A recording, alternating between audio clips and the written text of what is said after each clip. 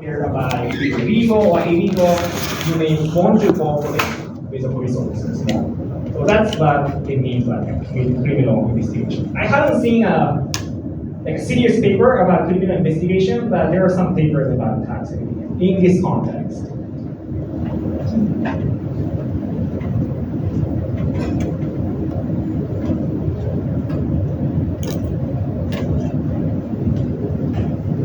And we have been studying three policy shocks.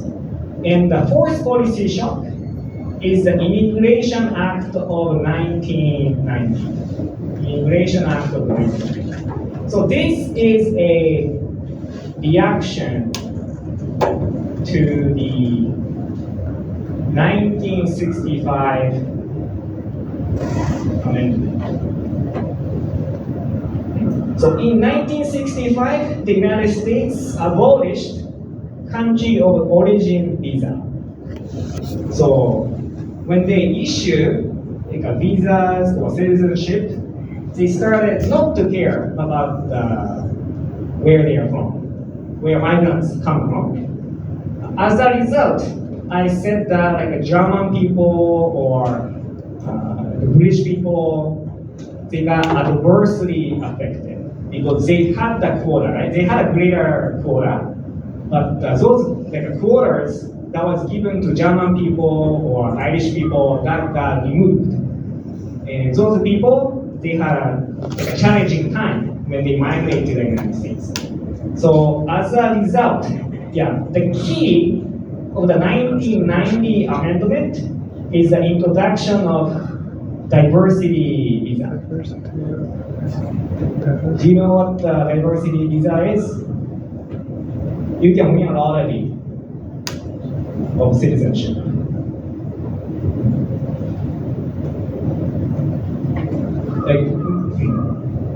I went to the US.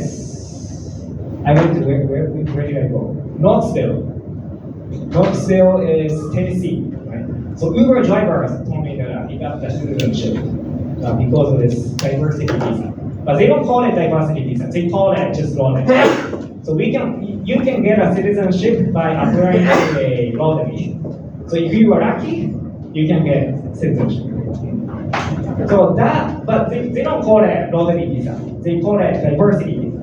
So diversity visa, that was introduced as a reaction to the 1965 amendment. So even though so they call it diversity, right? So diversity visa means visas are given to those who are coming from the country that send relatively fewer people to the United States, like a minority country. So that's the idea, right? That's the idea of helping German people or Irish people who got adversely affected by the 1965 amendment. So in the 1965 amendment, before 1965, Western European people had that advantage when they come into the United States. But that advantage got removed, and so maybe they complained, and that's why the United States tried to help those who got adversely affected by that 1965 amendment. So nowadays, a diversity visa are given to people from Africa, for example. When it was introduced in the year 1990, most of those visas were given to Western European people, actually. So if I look at the number of immigrants admitted to the United States with diversity quotas, lottery, this is lottery. And in the year 1995, highest share come from Polish people, Irish people, and Ethiopia, Nigeria, Egypt, Romania, Russia, I don't know if it's Europe or not, but Russia, UK, Ukraine, Yugoslavia, and Bulgaria. Right? However, today, the data is a little bit old, but as of 2016, a greater share is given to people from Egypt, Nepal, Iran, DRC. What is DRC? Congo. Oh, thank you. Congo. Ethiopia. Right? So Africa or Middle East. So because these are the minority countries. So it's not purely lottery. It is a lottery within each group of people. Like within like Egyptian people. Some Egyptian people can win a lottery, but some Egyptian people cannot, right? So it's a lottery within each group of countries, but it is favoring the people coming from minority countries. And Western Europe, not sure if you play is Western, it's Eastern Europe, right? But Europe. And Russia, Albania, Moldova. Only these countries are listed, and there is no Western Europe, right? There is no Germany or Ireland, Poland, as of 2016. So the composition of migrants coming from the United States substantially changed within the 20-year range. So that's why, if we look at the composition of migrants based on the country, based on origin country, it's substantially different. So people who don't know the history, they may think lottery visas tend to favor those minority countries like Egypt or Nepal, but the original idea was to help people who got adversely affected by the 1965 amendment. They were Western European people. So far so good. And the last policy shock. It's not quite policy shock because this is just an administrative shock. Backlog of 1995. So prior to 1995, immigrants in the United States had to leave the United States to renew their visas. I think even today, when I renewed my visa, I had to come back to Japan. Or some people went to Canada to renew their visa. So when they renew the visa, I think as of now, they also have to leave the United States. Does anybody know? But how about in Japan? Some of you come from other countries, right? When you renew your visa, can you renew your visa in Japan, or do you have to go somewhere else? In Japan, so you don't have to leave, right? In the US, when I was in the US, I had to renew in somewhere else. Yeah, Oh yeah, Kozo also. Kozo Kyota came back to Japan when he was renewing his visa in Hawaii. But I think there was a period of time that they didn't have to leave the United States. Like these people were written in 2007, right? Probably in 2006, 2007, they didn't have to leave the country to renew their visa. So that's right, yeah. If we think about that way, this sentence makes sense. So before 1995, immigrants in the United States had to leave the United States to renew their visas. In 1995, the INS, the office, removed the requirement. Yeah. Oh yeah. Yeah, 1995. They removed the requirement, so they can renew the visa in the United States starting 1995. Not anymore, no. And the burden of dealing with the adjustment increased the number of pending applications, and the office estimated that in the absence of the adjustment, legal immigrants would have been 110,000 to 140,000 higher for each of the years 1995 to 1998. Yeah, probably in 1998, they again changed the policy to the original one. So that's why, as of now, we have to leave the country to renew our visas.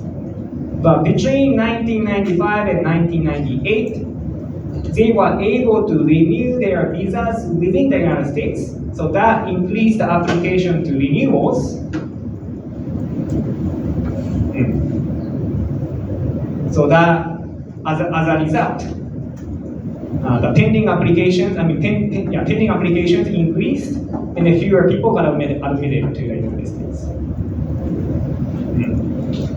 So probably the policy change was trying to favor immigrants, but as a consequence, it was not favoring immigrants in the United States. Very interesting, right? Yeah.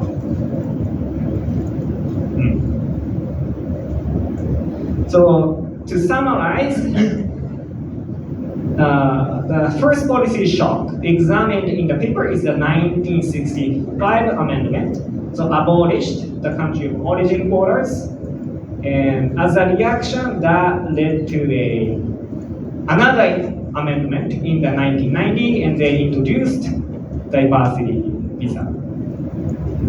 Meanwhile, there was a war, Vietnamese war, and then they had Refugee Act. In 1986, ILCA made illegal immigrants legal, and the last one is just the administrative shock. The pending application increased because of the slight change in the visa application process. So these policy shocks are examined in the gravity model framework by introducing a dummy variable for each year.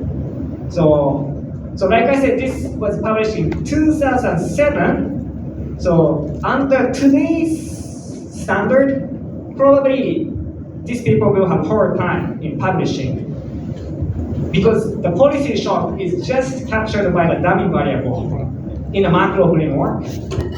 So all the shock that was happening in 1986, for example, that was absorbed by this dummy. So I don't think dummy variable precisely capture the effect of ILCA because all the shock, all the changes that happened in the year 1986 is absorbed by the dummy. So in that sense, it is difficult to 100% believe the results, but I still think it is a good thing.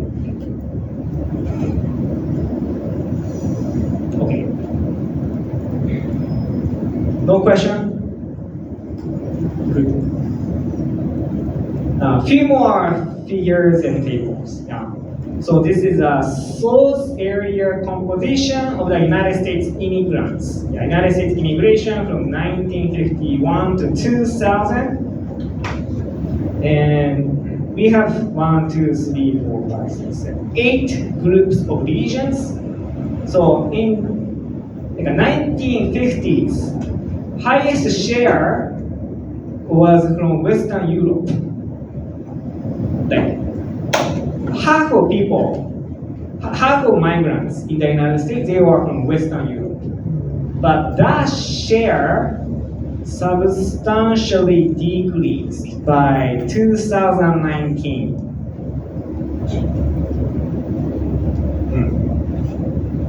Who are replacing the Western European people? It's clear, right? Asian people and here, Americas. Americas means like all the countries in the, Central and South America, right? Yeah, I was gonna say Canada and Mexico, but the Canada and Mexico are included. So all the countries in South America, but not Mexico. Is Mexico South America? It's Central America. It's North America. Oh, no, Mexico is North America. Yeah, right. So Asian people and Central American people or South American people are replacing Western European people, and Eastern Europe is also increasing, and there is a substantial increase here. It's coming from the 1990s, right? So in the 1990s, there is a kind of jump in the share of people coming from Eastern Europe. What happened? Yes. There was like a communist right? Communist? Yeah, Eastern Europe in the Right. 90s, kind of in the 80s.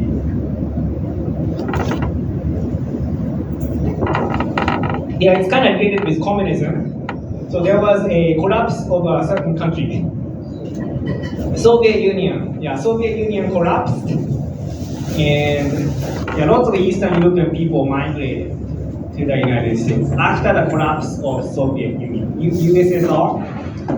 Yeah, one of my close friends he's from Bulgaria, and he has many relatives in Bay Area. And they said that they migrated in the 1990s after the collapse of the Soviet Union. But after that, it went back to the almost previous level. And migrants coming from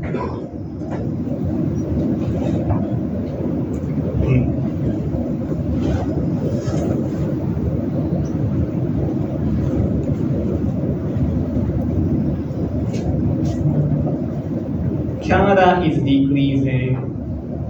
Mexico, it was greater in like a 1980s or 1990s, but it's slightly lower than that level as of today. Africa increasing. Oceania, pretty low. Not much people coming from Australia or New Zealand. Okay. And so this is about like a 1990 amendment. So the visas are given to people based on like a categories, like family sponsor or employment based or relatives of the United States citizens, refugee and asylee, and diversity program. So this is a data from 1998. So it is highlighting the people who got the visa based on the employment. So employment-based visa entry is high for Eastern Europe and Canada. The third largest share comes from Asia. This one. Yeah. When I was working in the United States, it was employment-based. And usually there is a quota. Slide setter. For employment visa, like as of 1990, it was 140,000. Okay, only 140,000 people can get employment-based visas. And each year it changes slightly, and I don't remember the number exactly when I was in the United States, but there was a quota for employment-based visa. So not everybody can get that visa if the application exceeds the quota. And when I was applying to visa, it was the year 2016, and the quota was strict, and there were more applications than quota. So some of my friends who were seeking for industry jobs, they couldn't get the visa. But I got the academic position. For those who have academic positions, they are outside of the quota. So I didn't have to worry about the visa issuance. So that's an unintended benefit from getting a PhD and getting an academic position. So it was outside of the quota. And after that, I was about to get a permanent resident. If I could wait 3 more months, I was able to get my US citizenship, green card. But my lawyer said that I should give up because I'm not going to live in the US, and I will get interrogated by immigration officers whenever I try to come back to the US. It makes sense, right? So I gave up.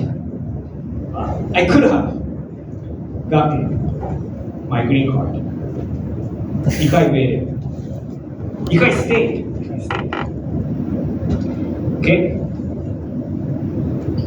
And here, employment-based entry is particularly low for Eastern Europe, Africa, where refugee and asylum admissions are significant, and also from Mexico and Caribbean. So it is highlighting the share of refugee and asylum for Eastern Europe.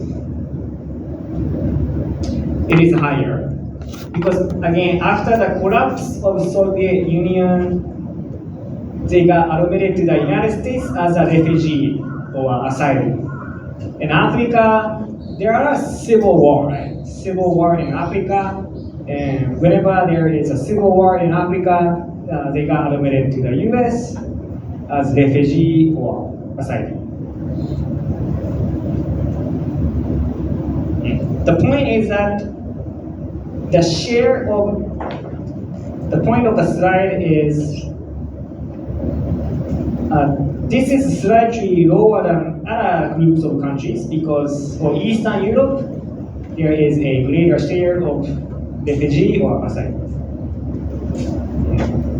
And relatives of the United States citizens. So that's higher for Asia, Mexico, and Americas. So in academic context, we call it chain migration. For example,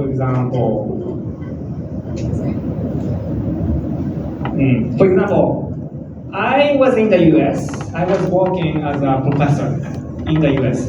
And my parents are not the type of person who wanna move across countries. They would just wanna stay in hometown. After get old, you don't wanna move much, right? Probably.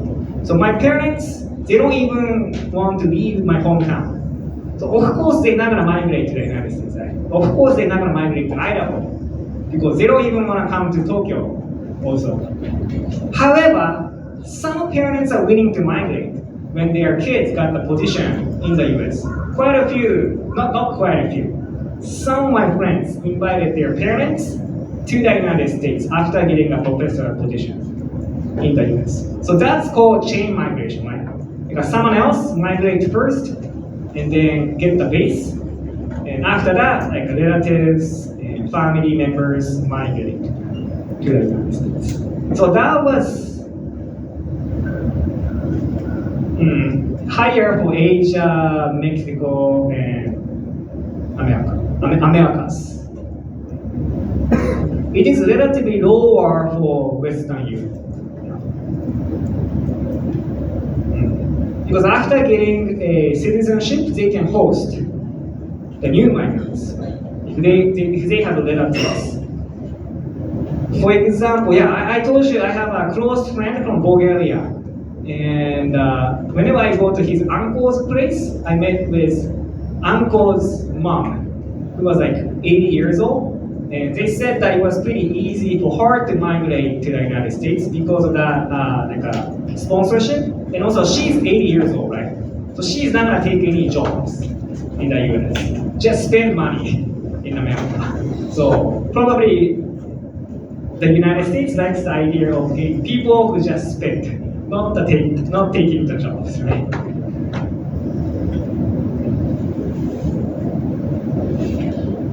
And this is diversity program. So diversity, like a lottery-based visa, like the highest share is given to Eastern Europe and Africa. So it is given to people who are coming from minority country. So if you are from, for example, India or China, you may have a smaller chance to get diversity visa because they are not minority as of now. When it considering like a share of immigrants admitted to the United States. Pretty interesting, right? Okay, so given the data, they estimate gravity model. So now it's more like economics. So the dependent variable is the share of migrants coming from country J as a share of population of country J.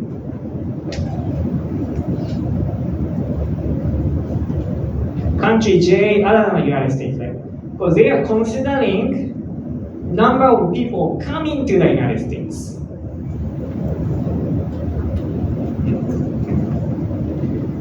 And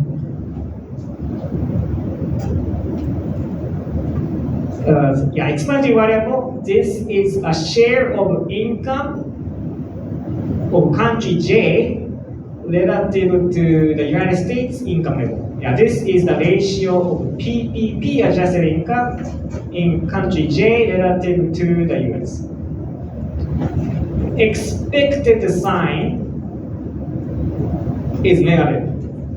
So it means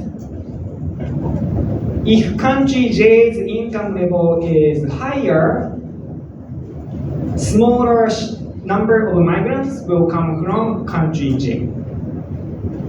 Does that make sense?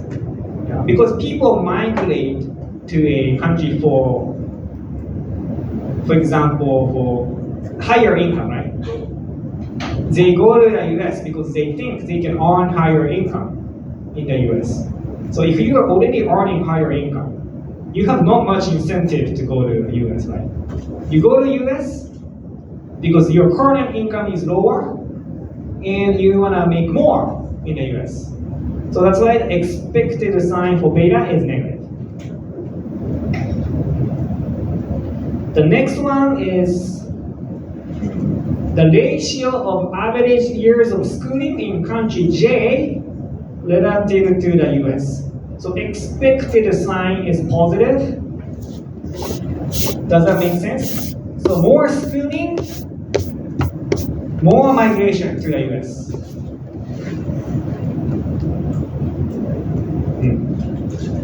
Makes sense, right?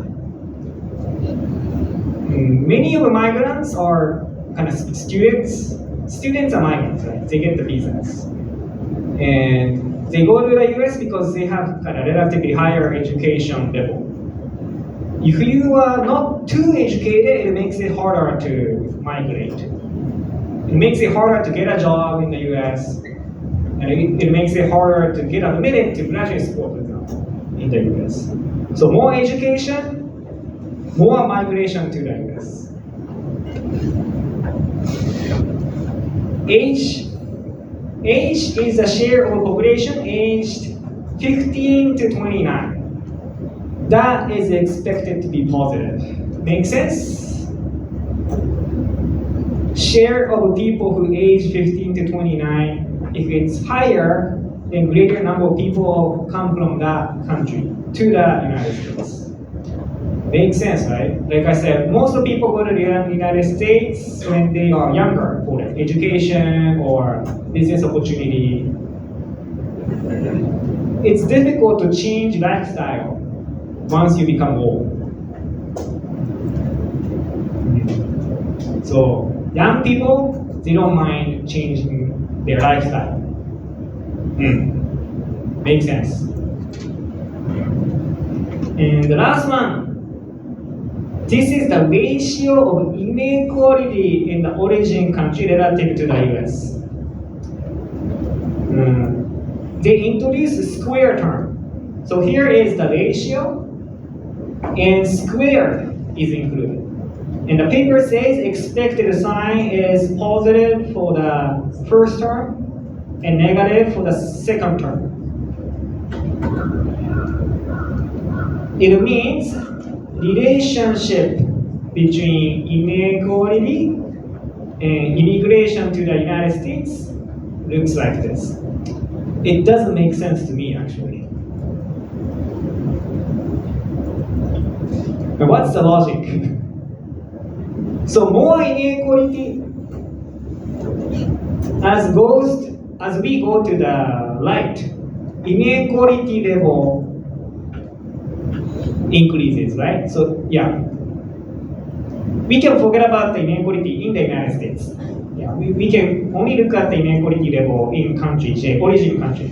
So as inequality increases in the origin country J, more people go to the United States. However, after passing a certain cutoff, migration to the United States starts decreasing.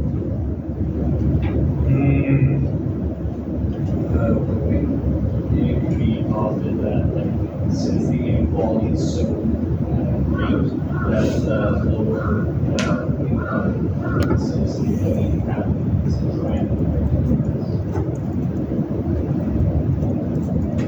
I agree with you.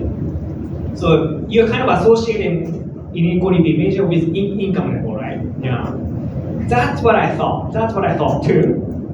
But income level is already included in the regression equation, right? So after controlling for income level,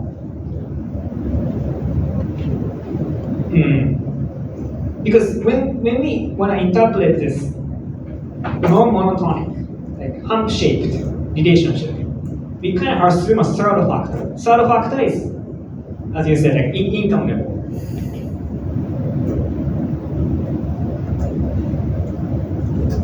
Income increases in this range, but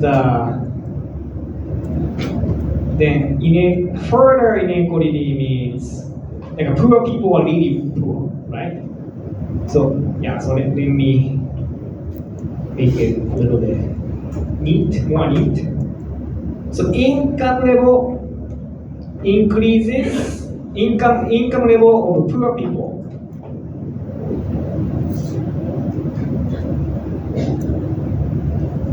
in this range increases, and income level of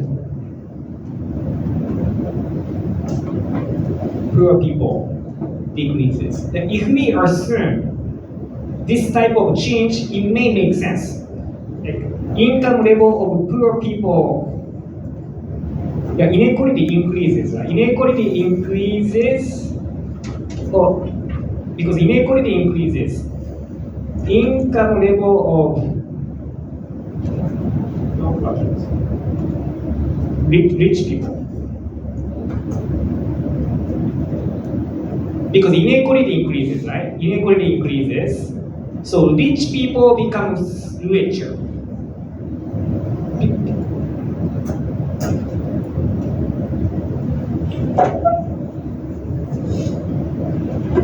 Income level of rich people. Income level of rich people increases, and it makes it possible for the rich people to migrate to the US.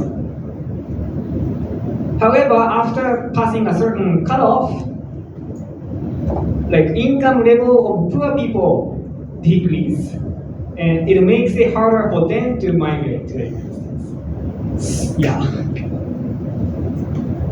If we think like this, it may make sense, but it doesn't make sense to me because income levels are already included in the regression equation.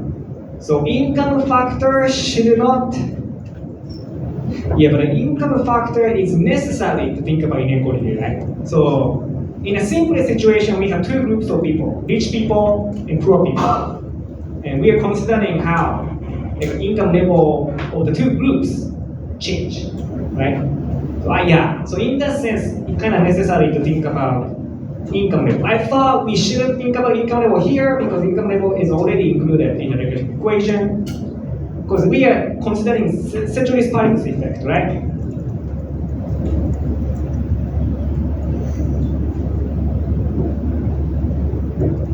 Do you remember this?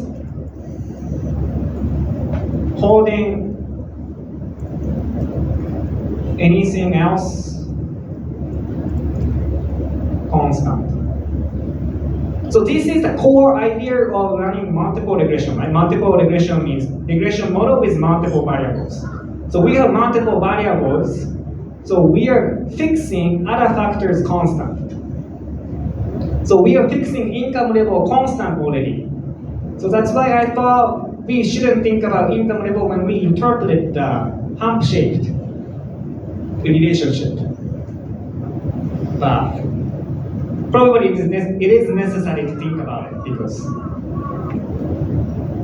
inequality is affected by income level of two different groups of people in the simplest situation.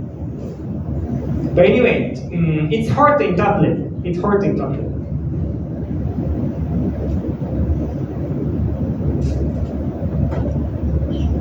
Can I go to next? So we have additional variables like poverty measure, distance from the United States, and landlocked dummy, English-speaking country dummy, the ratio of number of people who are born in country J residing in the United States relative to the population of country J. So stock, migrant stock divided by population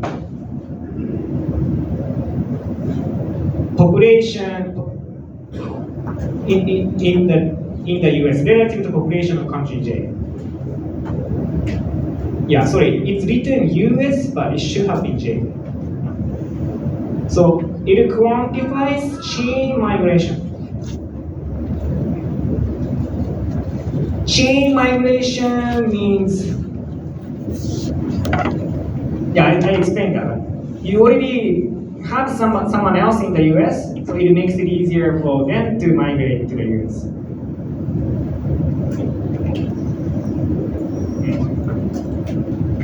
So if you have relatives in the US, it's easier for you to go to the US. So that's quantified by the stock of migrants from country J divided by population of country J. Population of the whole people in country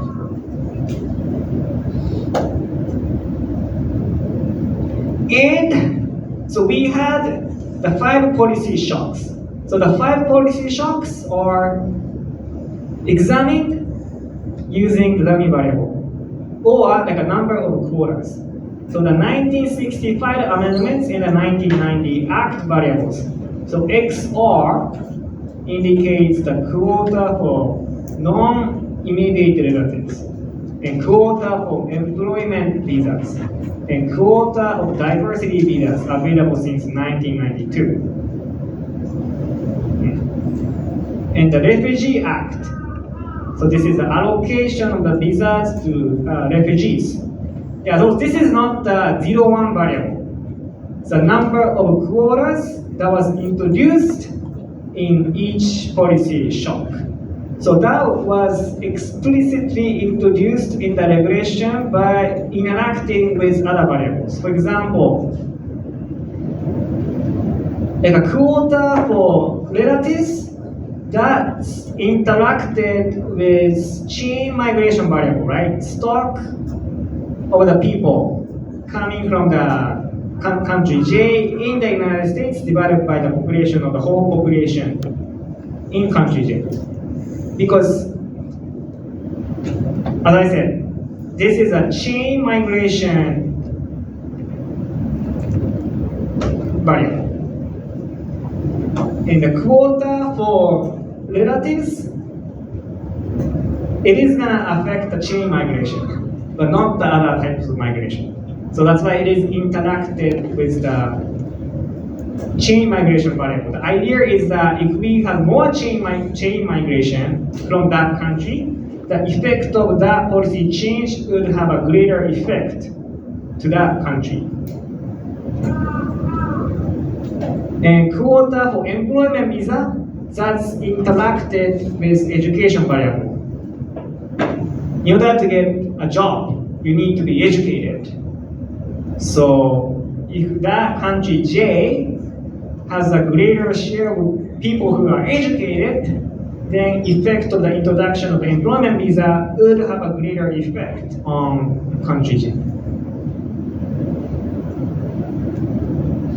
Diversity visa, there is no interaction term. It's just a variable. It's not interactive. The Refugee Act, it is interacted with a dummy for civil wars.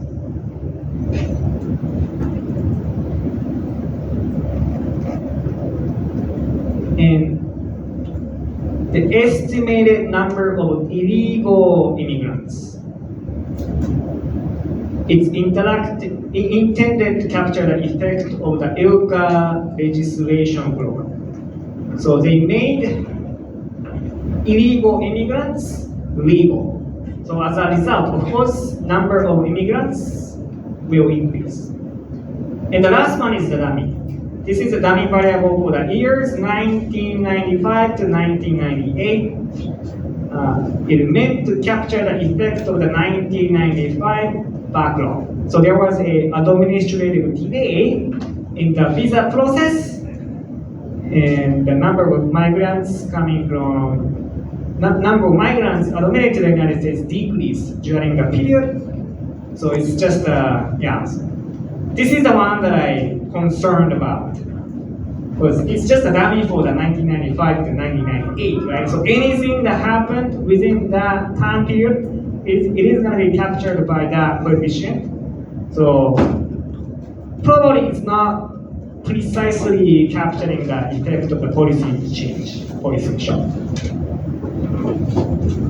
All other shocks that happened during the period will be absorbed by the dummy. Simple, right? So technically speaking, this is not the gravity, because like a destination country is the United States only, right?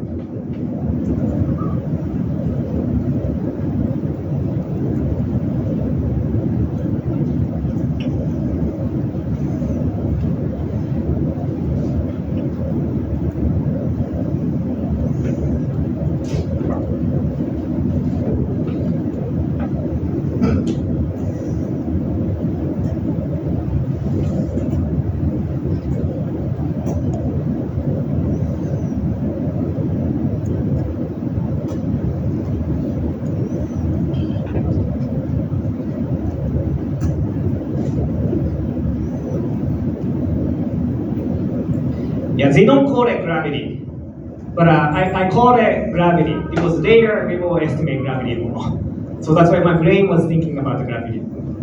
So it's not the gravity model because there's only one destination country, which is the United States. And in order to be a gravity model, we have to have pairs, all the pairs of countries in the data set. Okay.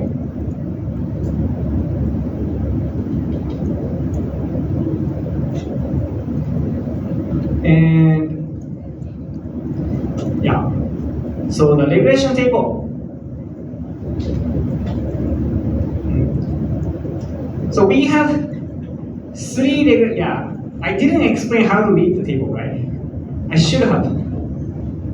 So we have three regression results here.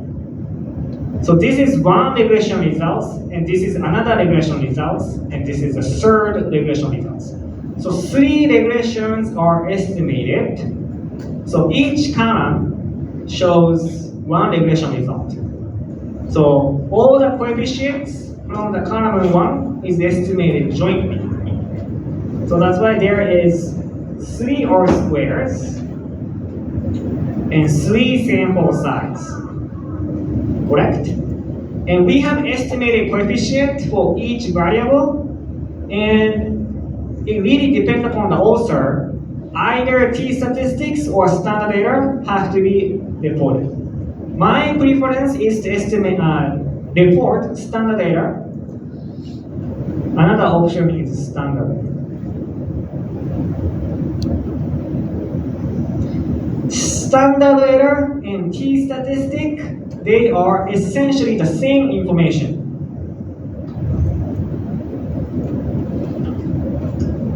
Because t-statistic is estimated coefficient divided by standard error of the coefficient, right? And the coefficient beta hat is reported, right? So if we have beta hat and if we have t-statistic, we can we can compute standard error, right? If we have standard error and coefficient, we can compute t-statistic, right? So t statistic and standard error, same thing. No, not same thing, but essentially the same information. So either t statistic or standard error has to be reported in parentheses. And in this paper, the authors decided to report t statistic rather than standard errors. So that's why t statistics are reported in parentheses.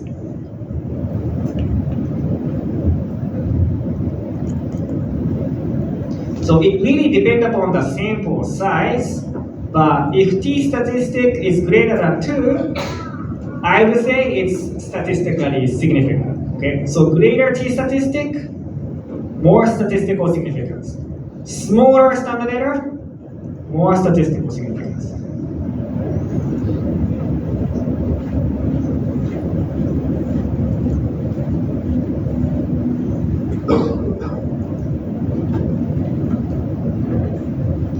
So GDP per capita ratio, it has a negative sign. And the t statistic is 7. It means it is statistically significant, right? So greater income level, not much immigration to the US. Fewer people come from Western Europe today because Western Europe are rich. Western Europe is rich. And more Indian people go to the United States because they are relatively low income. And schooling years ratio, it has a negative sign